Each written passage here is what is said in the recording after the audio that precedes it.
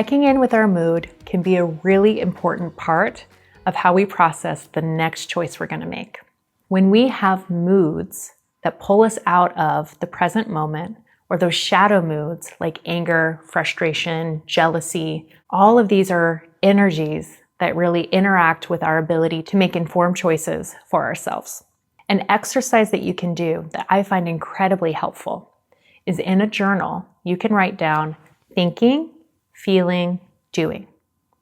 And so you can reflect at the end of the day. Maybe this is something you want to do in bed before you go to sleep, but you can write down things that you did throughout the day and how you felt as you did them and the thoughts that you had as you were doing them. What I find really fascinating about layering in thinking, feeling, and doing is that more often than not, people have a really hard time layering in feeling. More often than not, in Western culture, we've been conditioned to hide our feelings.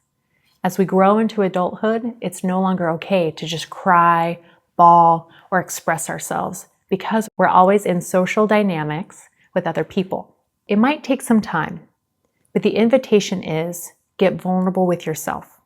As soon as we can label emotions in real time as we're going through our day, it becomes so much easier to process that, digest it, and move on.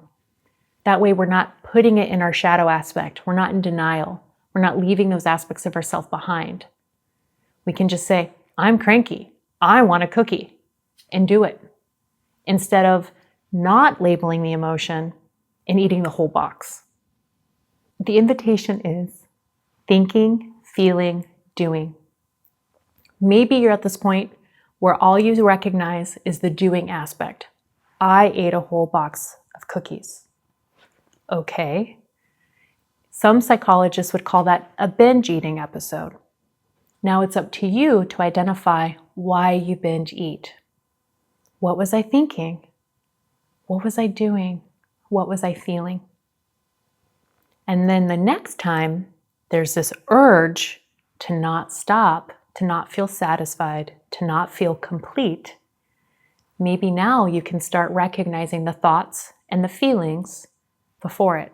By recognizing the thoughts and the feelings and saying them out loud or writing them down or just making sure that you acknowledge what those things are, you are so much better prepared to then know how your thoughts and your feelings drive your behavior. And when we talk about obesogenic behavior, that's really what we're trying to identify. What thoughts, beliefs, feelings do we hold in that moment that then drive those behaviors that then lead to us making unhealthy choices over and over and over.